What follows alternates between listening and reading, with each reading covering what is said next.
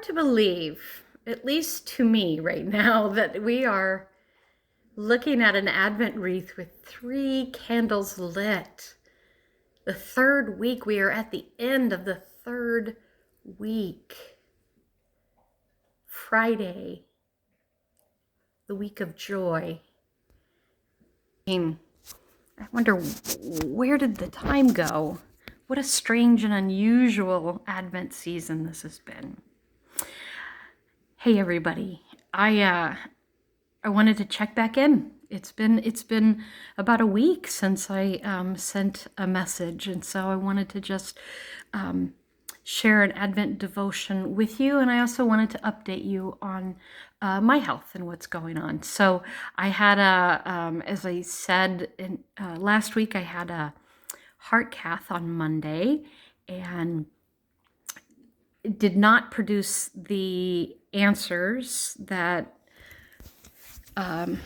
we'd hoped, that my cardiologist and I had hoped for. Still left with a lot more questions and still uncertain what needs to be done. But there's also some good news in that my heart actually looks pretty strong and pretty good. So working on adjusting medications and some other things to see if we can get back to feeling a little bit better and get the shortness of breath under control.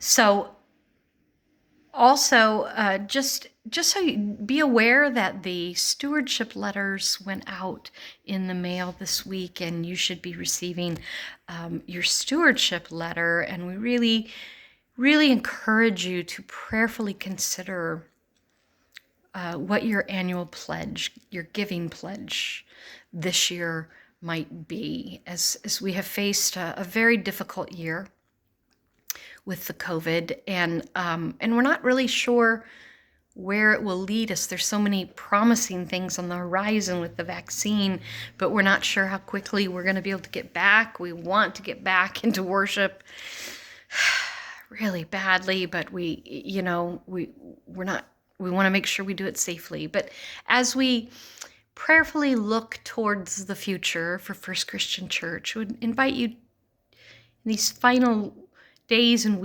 this final week of Advent to really prayerfully consider what contribution you might give to First Christian. And I would invite you to consider it not so much as a pledge, but as a covenant, that we are covenanting together for the future of a disciple's presence in Olympia. So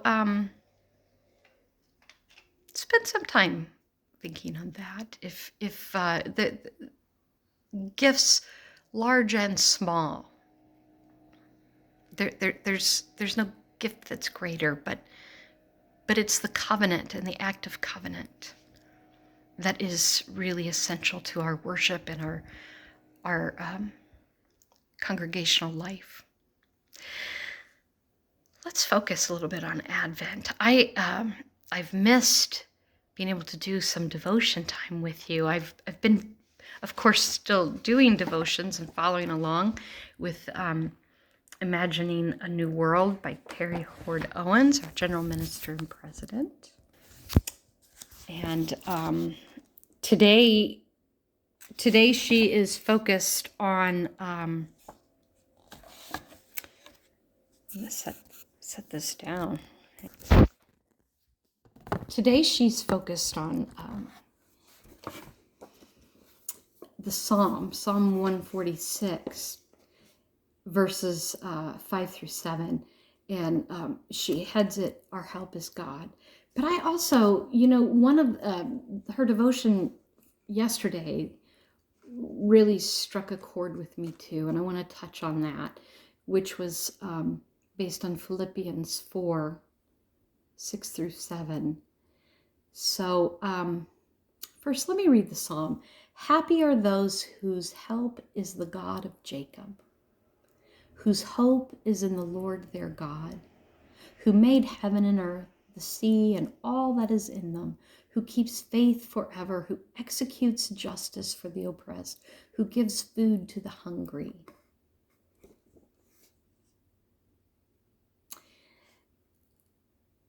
Terry talks about, Reverend Owens talks about how we need God, that God is our help.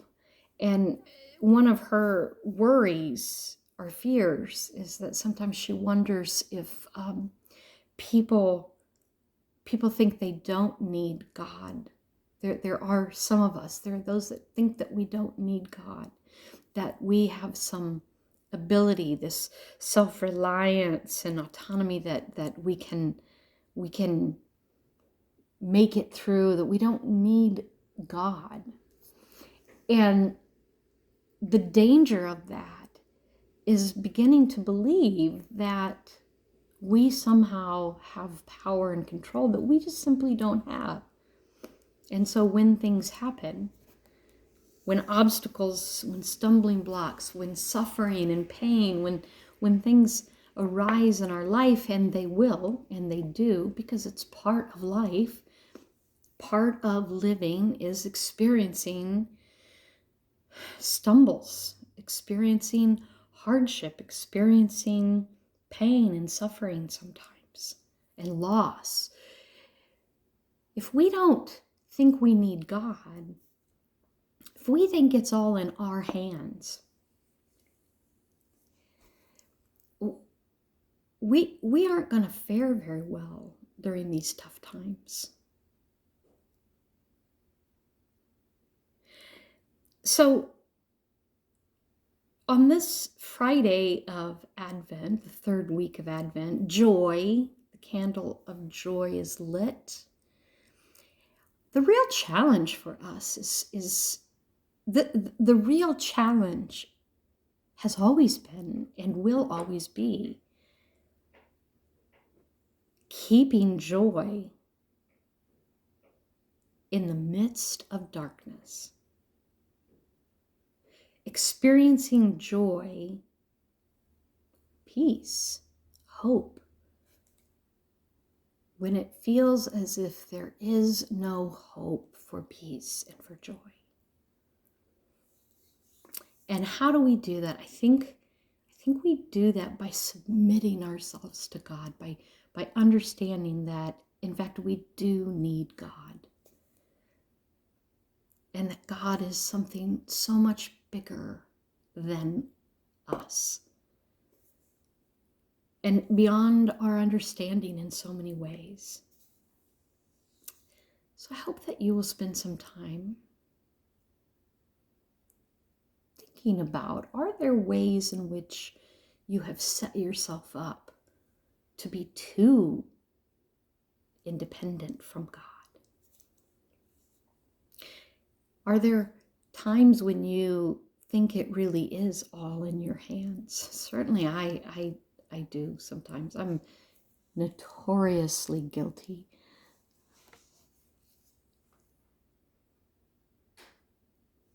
of powering through and thinking I can just make things happen, especially with my health. And it's always humbling to be reminded that I need somebody else. I need help. I need God. Yesterday's devotion, she talks about the peace surpassing all understanding from Philippians, that the peace of God, which surpasses all understanding, will guard your hearts and your minds in Christ Jesus. And I think that's part of the experience of needing God, is understanding that there is this peace beyond our understanding. And if we can place ourselves in God's care and trust. And trust means that we don't get to decide the outcome either.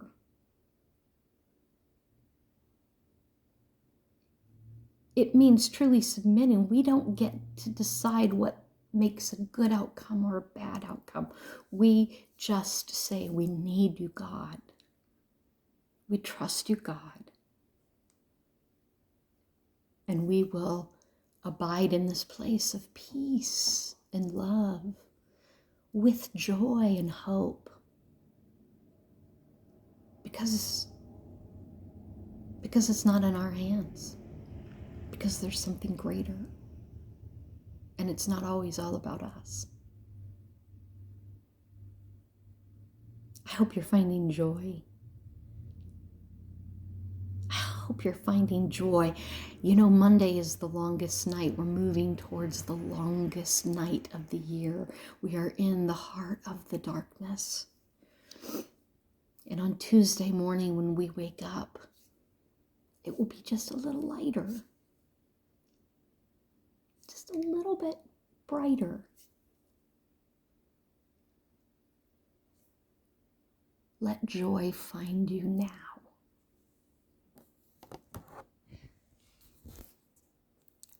I'll see you all on Sunday.